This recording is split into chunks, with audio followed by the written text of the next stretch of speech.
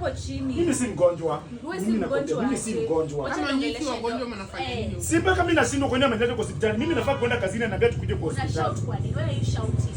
Where are you shouting? Sasa umekasirika nani? Si ndio? I'm supposed to go to work. Ne. Usinijaribu. Dog. Nini umeleta mtu mwenye si mgonjwa huko? Yes. Ni mgonjwa. Wapi? Huyo mse hakuja, anakuja haraka imagine. Nakuja ni haraka nikienda wapi? Akiwa ametoka wapi? Ni mwanamke wapi? Nakuja haraka nikitoka wapi? Unakuja haraka na understand kama mwanamke ananielewa. Hebu ongeeni haraka ndio nifungue hiki kitabu. Ndio nakwambia dog, mume wangu ako na shida kuja haraka. Okay. Na mimi kama wanaongoja. History si yako ni yangu. Nilipi? Kwanza mmenunua kitabu ya 20 bob huko?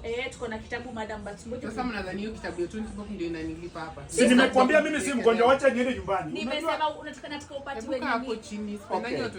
Hebu pia wewe madam kaa hapo chini uniongeleshe kama mtu mwenye ako civilized. Wacha nikueleze. Unajua Nasindwa anasema ati nakuja. Na kitabu si nilikuwa na kawia. Sasa siku hizi unajua watoto wameongezeka, school fee imeongezeka, rent imeongezeka. Niko pale, nitafanya kazi gani? Si lazima tu nikuje haraka ndio nibaki nikifikiria venye tutalipa rent. Nibaki nikifikiria venye tutalipa kile school fee. Kwani tunalipanga? Yes. Yes. Analipanga rent. Yawa, nitafanya kazi moja. Yeye afadhali amekaa kwa nyumba kutoka asubuhi mpaka jioni. Nimemtumia pesa ya chakula. Yeye ako na hiyo nguvu. You talk a lot. Unaongea sana. Shida mimi ndo najua. Sasa tuko na vitu. Hebu endeni pale nje mdecide nani ataongea ndio mrudi hapa. Utaacha niongee? Sawa.